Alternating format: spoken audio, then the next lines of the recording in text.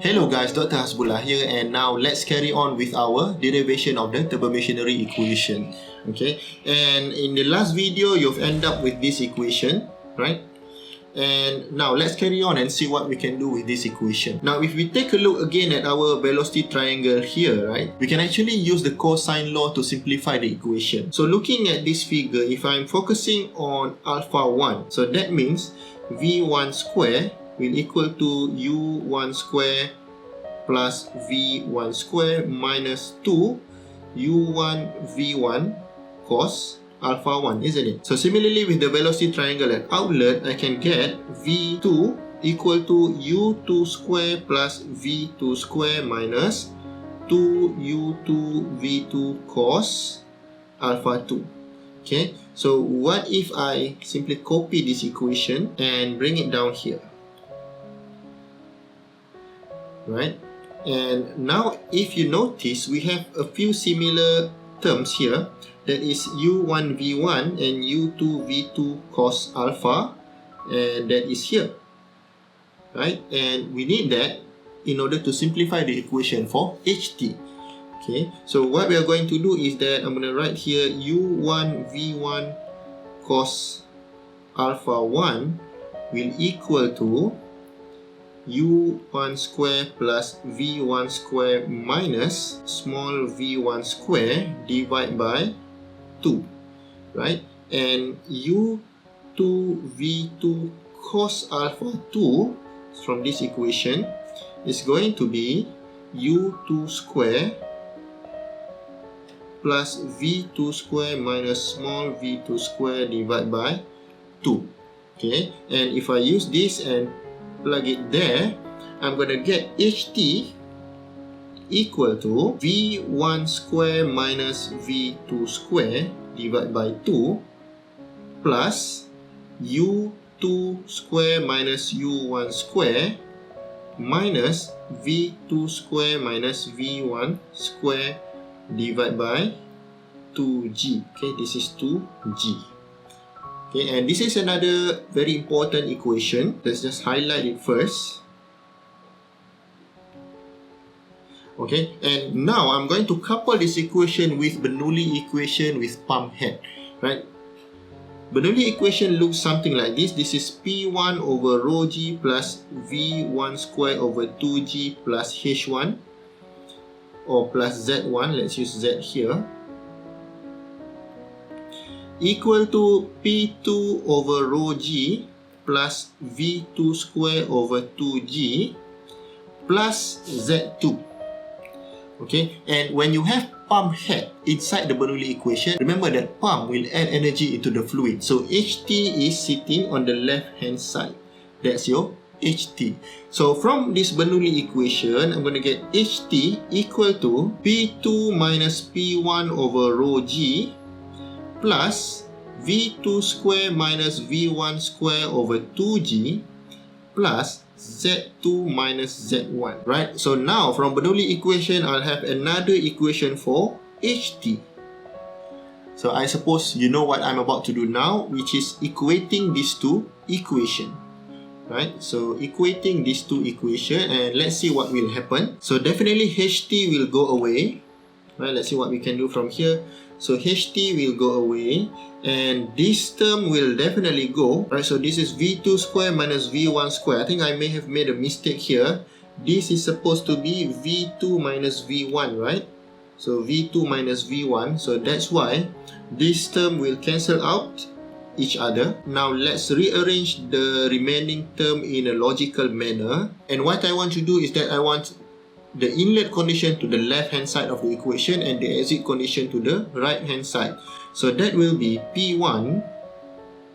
Okay, let's do this. This is P1 over rho g plus Z1 plus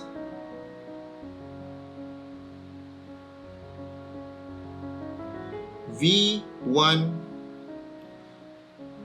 small v1 square minus u1 square over 2g equal to P2 over rho g plus Z2 plus V2 minus, so this is V2 square minus U2 square over 2G.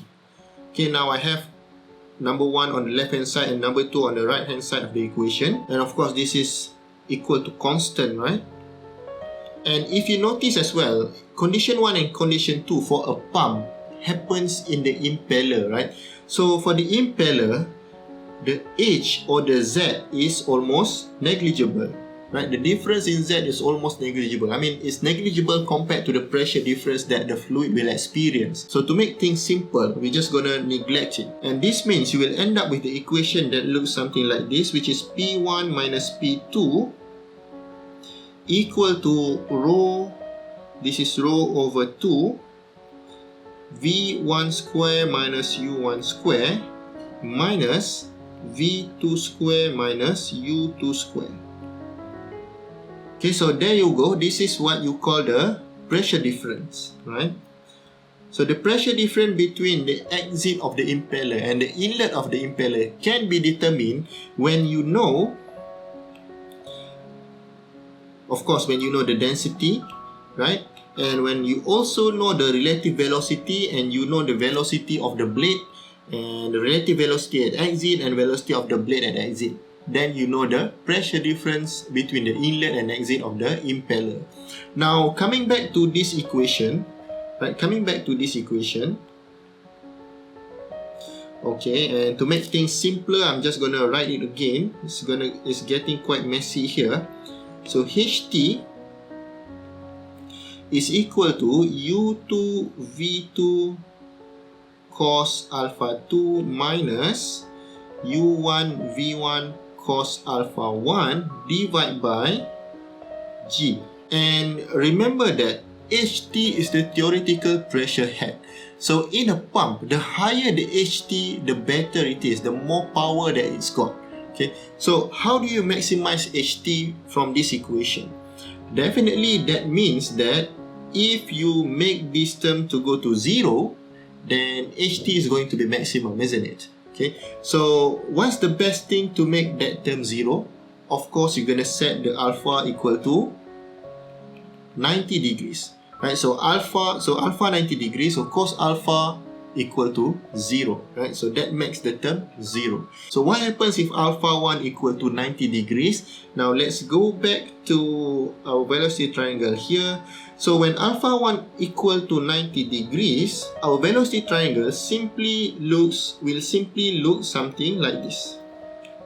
Let me draw this on top of the velocity triangle. So if alpha 1 is 90 degrees, so here will be your V1, this is your small v1, and this is your U1, right? So alpha here will be 90 degrees. So I'm just going to show you what it looks like in terms of velocity triangle when you change the alpha. And now you know that from HT, okay, to get maximum HT, you must have the inlet flow that has alpha 1 equal to 90 degrees. And when alpha 1 equal to 90 degrees, your velocity triangle is going to look something like that. So that's just the velocity triangle for the maximum theoretical pressure head. And what happens when cos alpha 1 equal to 0? So you will end up with a simpler form of HT, which is now simply U2 V2 cos alpha 2 divided by G. Now let's take a look at this term, right? V2 cos alpha 2, where is it? Okay, I think V2 cos alpha 2 is here. Okay, V2 cos alpha 2 is VT2. Okay, and VT2 is also, if you notice, VT2 is also U2, okay, which is the entire distance of this, minus this bit here, right? So this is U2 minus Vn2 cot beta 2. So Vn2 cotangent beta 2 will equal to this distance, right? And U2 minus this distance will give you Vt2. Okay, and if I take this and copy it,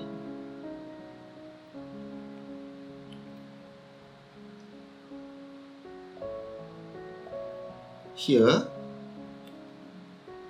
Okay, and remember that VT2 is actually V2 cos alpha 2. So if I replace this with this term, I'm going to get U2 times U2 minus Vn2 cotangent beta 2 divided by G.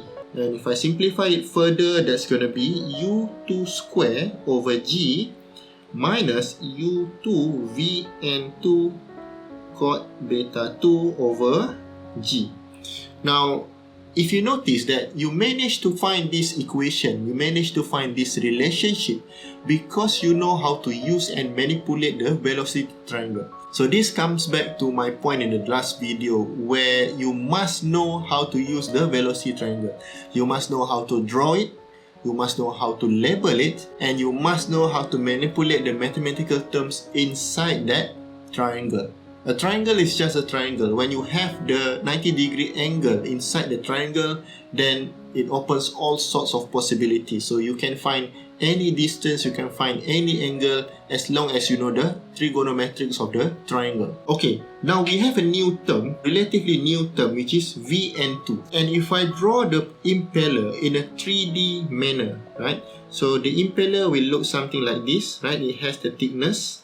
Okay, it has the thickness. It's like a very thin cylinder, right? So this is the impeller blade. Okay, this is the impeller blade.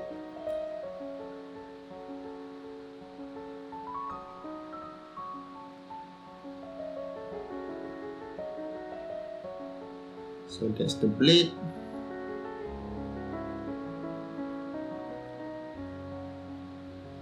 Okay, and this is the outlet, and this is the inlet. And if you notice, Vn2 in our velocity triangle is actually the velocity that is perpendicular to the surface of the outlet, right? So Vn2 is actually moving perpendicular to this surface, right? This surface, and Vn2 is moving outward. Okay, so this is your Vn2. That's your Vn2, right? It's going outward of this surface, right? So now, if I want to find the Q, if I want to find the flow rate, okay, you know that flow rate is velocity times area, okay? And velocity is Vn2 because it is perpendicular to the area, and the area that we are dealing with now is this area. Okay, this area. It is the side of the cylinder, right? So this area is 2 pi r times B, where B is the thickness of the impeller, isn't it? Right? So Q is equal to Vn2 times 2 pi r times the thickness of the impeller, which we usually call B. Right? So Vn2 is simply Q over 2 pi r times B. And of course, this is R2 and B2 because we were using Vn2. If it's an inlet, so Vn1 will equal to Q over 2 pi R1 B1. And let me just rewrite this equation. So HT is equal to U2 square over G minus U2 Vn2 cotangent beta 2 divided by G. Right, and U2 is basically omega times R2, right? The rotational speed multiplied with the radius, then you get the velocity. And if I were to replace that, and I want to replace this as well into this equation, what I'm going to end up with is actually omega square R2 square over G minus omega R2 times Q cotangent beta 2 divided by 2 pi R2 B2 G. Okay, so R2 can be cancelled out, and if I want to make this equation look a bit clean, so this is omega 2 R2 square over G minus omega cotangent beta 2 divided by 2 pi B2 G times Q, and this is equal to HT. And a single pump must have a constant radius, right? And if it's running at constant speed as well, I can assume that all this becomes a constant. So this is A0, minus this becomes a constant as well,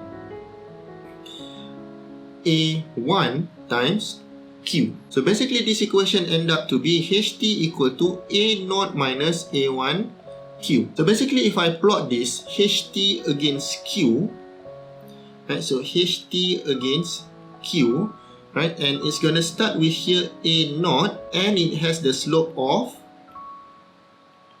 A1. And if I'm going back to this equation, okay, and I want to plot the effect of B2, right, the blade angle at exit. Okay, so what happens to my graph? And let me plot this properly this time. So this is HT versus Q, and of course it's going to start with A1 here. Sorry, of course it's going to start with A0 here, right? So what happens to the graph? Let's say my B2 is 90 degrees and cotangent B2 is 0. Okay, so no matter where am I in terms of Q, the graph will always be a flat curve. So this happens when beta 2 equal to 90 degrees, right? And if my beta 2 is higher than 90 degrees, what happens to the curve? So the curve will become a positively sloped curve, right? So this is beta 2 greater than 90 degrees. Because cotangent beta 2 that is greater than 90 degrees will give you negative values. So the slope will go upward. And if you have the beta 2 that is less than 90 degrees, of course the slope will be downward. Okay, and let's take a look at our figure again. What is beta 2 actually, right? And beta 2 is the angle between V2 and also U2. And beta 2 is also called the blade angle at exit, right? So beta 2 is also called the blade angle at exit. What this means is that if the blade angle at exit is greater than 90 degrees, this is when we call the forward curve blade. Forward curve blade, right?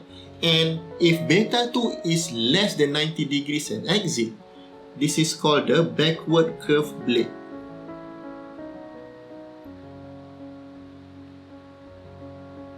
And looking at this graph, okay, when beta 2 is greater than 90 degrees, which is the forward curve blade, usually what happens in a forward curve blade is that the flow will become unstable very quickly.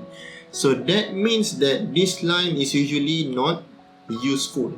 Okay, this line is not commonly used in the industry. Okay, but if the blade angle at exit is less than 90 degrees, meaning this line, okay, the flow inside this line, the flow inside this pump is stable. So this is generally preferred when you design a pump, okay, that is to use the backward curve blade with beta 2 less than 90 degrees. But the problem is, the higher you go in terms of the flow rate, the lower the theoretical pressure rise. So that is the trade-off between stable flow and also the theoretical pressure head. Okay guys, so I think this is a lot to take in, so please make sure that you can do this by yourself. If you have any question, please leave a comment below, and that's it for now, and we will do a tutorial after this. Okay, thank you very much. I'll talk to you soon. Bye.